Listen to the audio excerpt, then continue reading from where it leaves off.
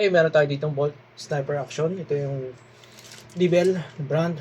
Papalitan daw yung spring yung ito, upgrade. First yan, tagal mo natin spring.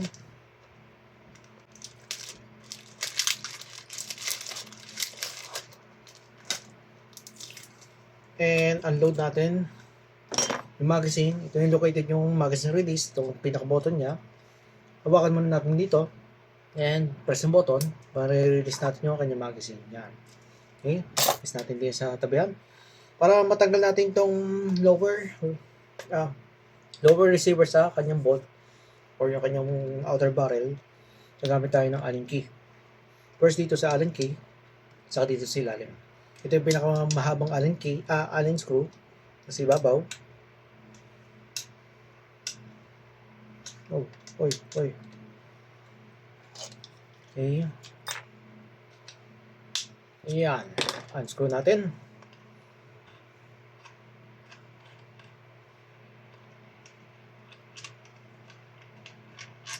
Next is itong ilalim.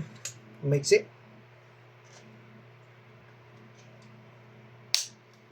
Yung sira.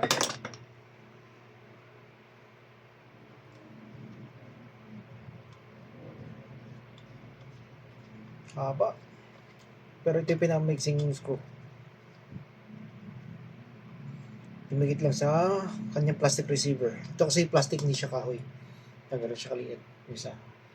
Itong mahaba dito sa ibabaw, yung maiksi is ilalim. Okay. Siyan. Tatanggalin natin yung kanyang pinaka upper part. Ito yung barrel. Ito yung trigger assembly and yung scope. Kukunin natin yung cylinder para papalitan natin ng spring. Okay. Para makakuha natin cylinder, ito muna natin kukunin yung kanyang trigger guard. Okay. Positive screw yan. Isang screw lang dito sa ilalim. Tapos may washer po yan. Huwag natin iwawalan yung washer kasi pag nawala siya, tataas yung screw doon sa likod, baka sumabit sa kanyang pinaka-bolt. Pag kinasa. Ito yung kanyang washer. Okay, press muna natin dito sa tabihan. So next naman is para magugot po natin is tatanggalin natin tong kanyang sear. Yung piston sear. Ito yung hold sa sear. Ito yung nag-hold sa kanyang spring guide para hindi siya mag-slam fire. Yan. Push lang natin. Pupukin lang natin itong sear. Kikita ba sa camera? Dahan-dahan lang. Kasi ito hindi pa siya steel. Pot metal pa lang to. Yan. Ganun. Pero ang upgrade part nito is steel na bibili sa Lazada or kay EG. Siya, mahugot po natin to. Kasi hugot. Yun na. Kanyang cylinder. Ang mga dibel is aluminum yung kanyang piston body. Tapos yung kanyang aluminum yung kanyang spring guide. Ang spring is ito, napatak siya ng 510 to 520. Pag yung upgrade part is napatak siya ng 570, 550 to 570 yung gantong spring. Yung kasama sa mismong box niya. Kasi sa out of the box niya, meron siyang kasamang spring na upgrade. Pang upgrade, 550 hanggang 570 nung umabot siya. Pero isasagad natin yung hapa para lumakas yung kanyang pinaka FPS. Kasi napipress yung BBs, medyo lumalakas yung ano niya. Comprehension. Okay, pag tatanggalin natin itong cylinder head, gagamit tayo ng yung long nose.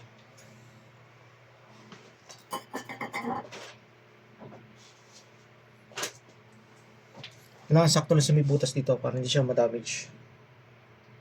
Singatan natin yung kanyang cylinder head na magkaskasan. Yan.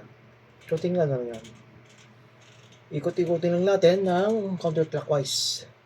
Habang naka-hold tayo sa piston head para hindi siya tumasik. Once na lulus na natin yung kanyang piston head sa kanyang cylinder head. Cylinder body. Ito yung cylinder body niya. Kasi ito yung piston head. Ito yung kanyang piston body. Yan. Aluminum po siya. Yung spring, nakatusok siya sa spring guide. Pwede naman natin tanggalin yung spring guide. Yan, para mapasok natin ng ayos yung kanyang spring. Ito yung spring guide is aluminum. masira ang plastic, sayang. Tapos yan, place natin yung kanyang stock spring. Ito yung kanyang upgrade spring. Medyo mahaba, saka medyo mahaba siya. Okay, lagyan natin dito.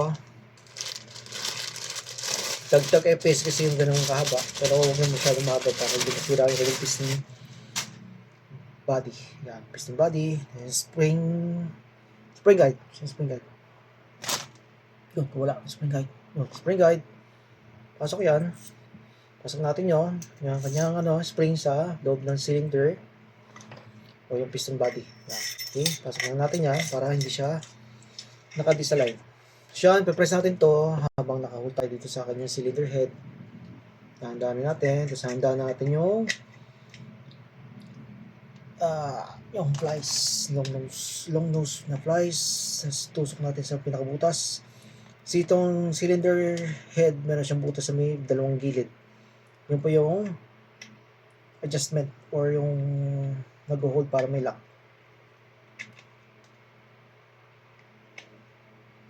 Yan, dahan-dahanin lang natin. Pag nag-lock na siya, okay na yan. Yan. Nakangapit ako yung kamay. Galing sa gym. Dahan-dahan lang yan para hindi magasgas yung kanyang cylinder head. Yung pinaka-tip. Sipitan natin ng konti. Hindi ka na nalagyan ng teflon at wala akong teflon yung available. Siyan, okay na siya. Okay, susunod natin is balik ulit natin sa cylinder. Yung pinaka-bolt na. Yan, balik. Medyo yung kanyang lock. Mababa.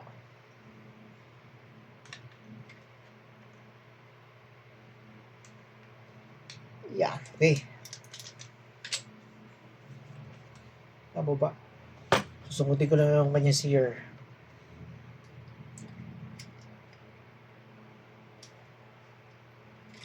Nito 45 degree. Yan. Okay. Tapos nakababa yung kanyang charging handle. Saka natin ipapasok itong kanyang sear. Okay. Tuktukin lang natin ng paunti-unti. Hindi natin bibiglayin, baka maputol.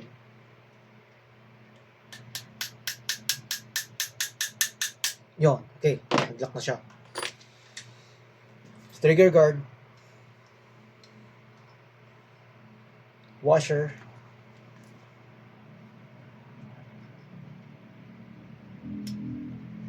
Okay. Screw.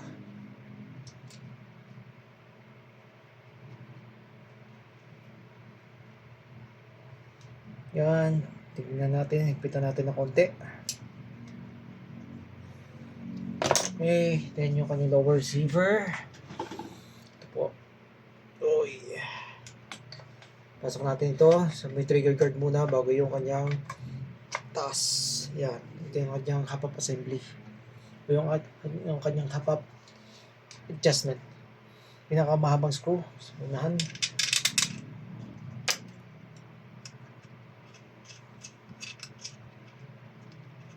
Ipitan na natin ng konti. Okay, next side, yung pinaka-mixing screw.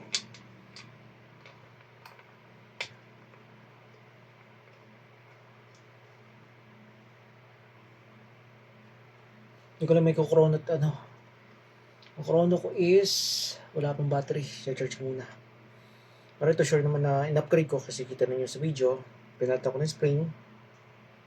Yan. Testing natin, pero mag-eye protection muna ako, post safety. Yan. Sa baka may power off. Yun. Naka-lock.